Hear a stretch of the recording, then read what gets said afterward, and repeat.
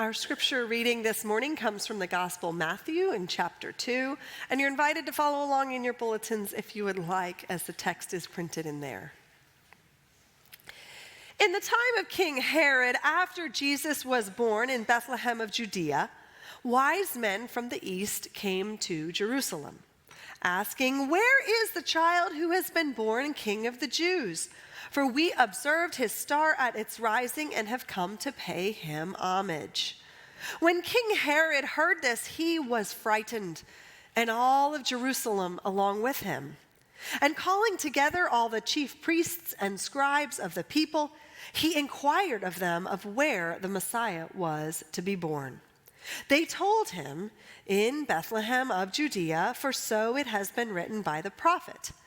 And you, Bethlehem, in the land of Judah, are by no means least among the rulers of Judah, for from you shall come a ruler who is to shepherd my people Israel." Then Herod secretly called for the wise men and learned from them the exact time when the star had appeared. Then he sent them to Bethlehem, saying, "Go and search diligently for the child. And when you have found him, bring me word, so that I may also go and pay him homage." When they had heard the king, they set out, and there ahead of them went the star they had seen at its rising, until it stopped over the place where the child was. When they saw that the star had stopped, they were overwhelmed with joy. On entering the house, they saw the child with Mary, his mother, and they knelt down and paid him homage. Then, opening their treasure chests, they offered him gifts of gold, frankincense, and myrrh. And having been warned in a dream not to return to Herod, they left for their own country by another road.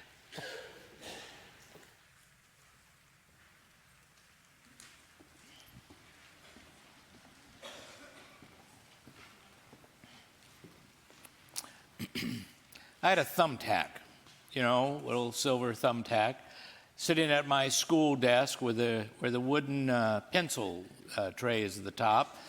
The desk had an angle, and I was spinning that thumbtack. You could grab the tip of it and spin it and kind of get going like a top, just spinning it and spinning it. I was having a great time. I was supposed to be doing something else. I was spinning the thumbtack, having a great time spinning it, and then all of a sudden, it slipped from my fingers and it started to roll down the desk. And I did this. Stop!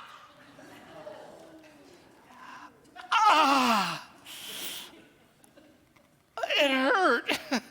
It was bloody. It was stupid.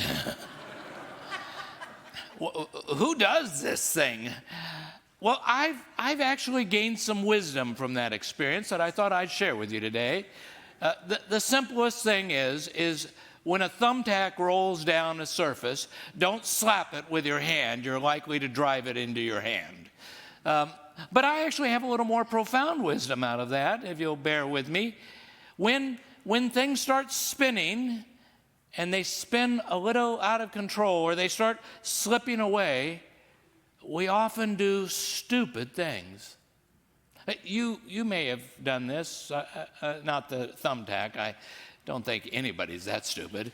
But you've been driving, haven't you? You're driving along, you're paying attention, and your mind drifts, and then all of a sudden the right wheel hits the shoulder and it goes, and what do?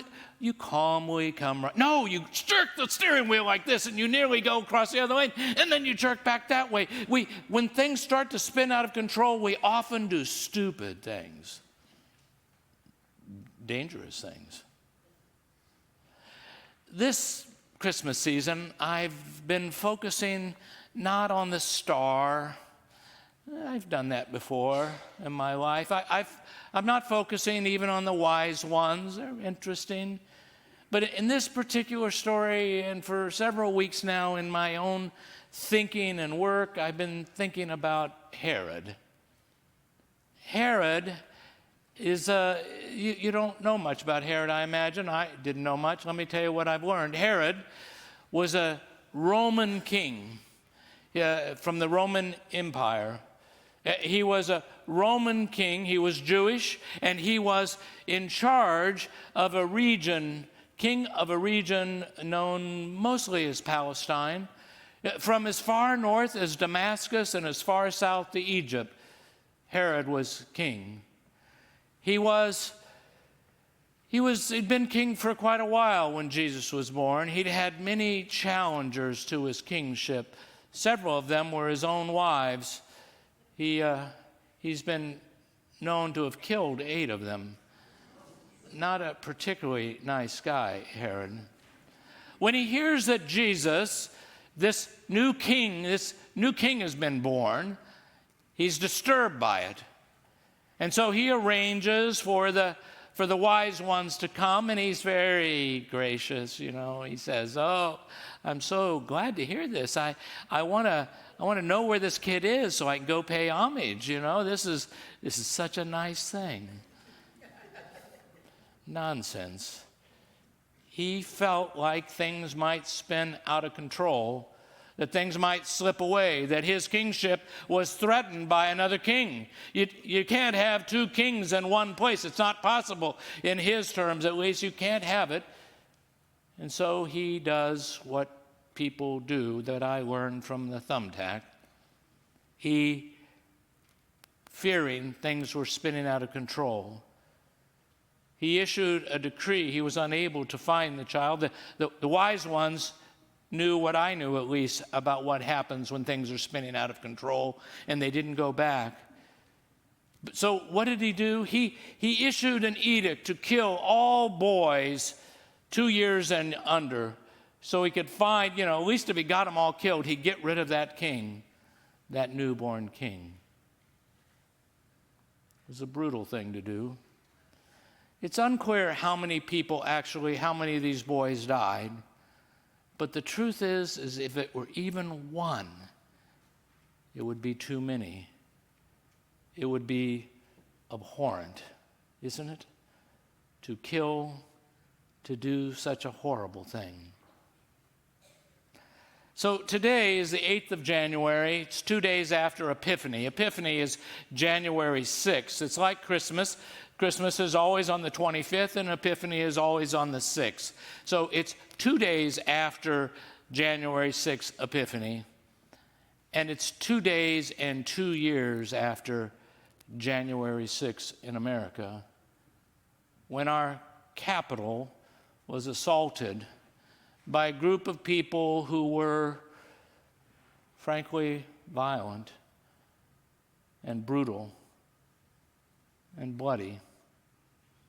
And I've been trying to figure out what was going on, why. I've been trying to use whatever wisdom I have to figure it out.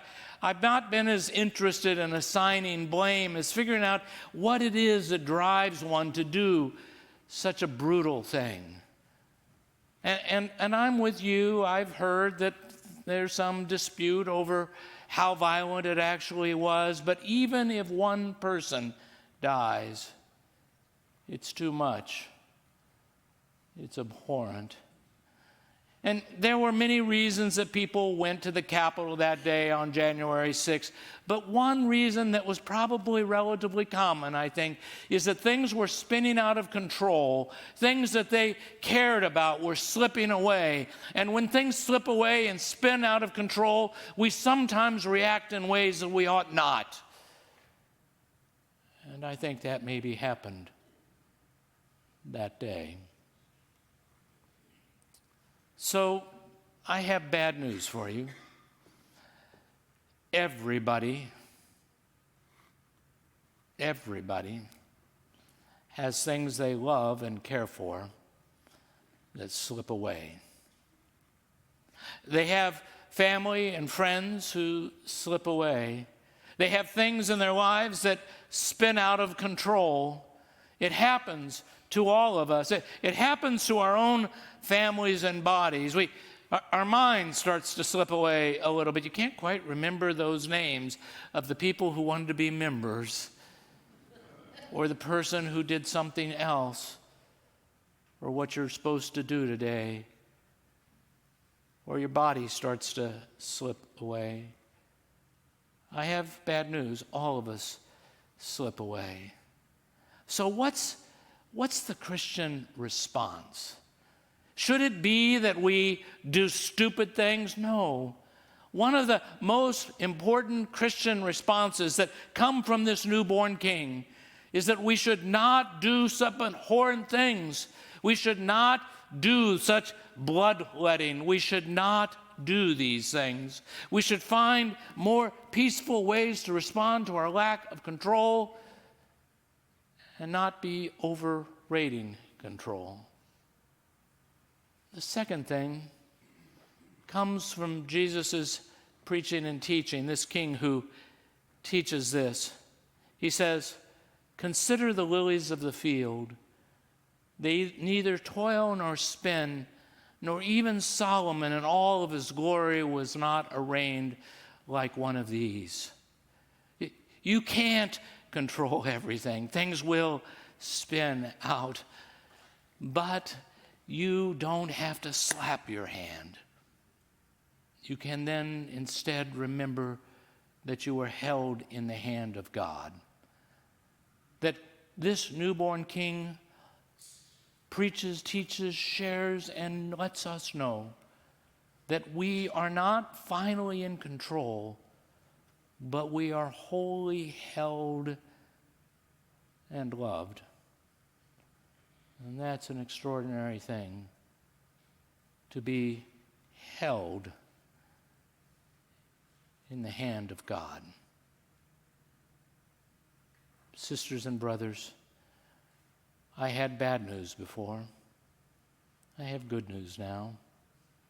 It is the good news of Jesus Christ. It is the good news that we are not destined to do stupid things forever, but we may in fact look forward.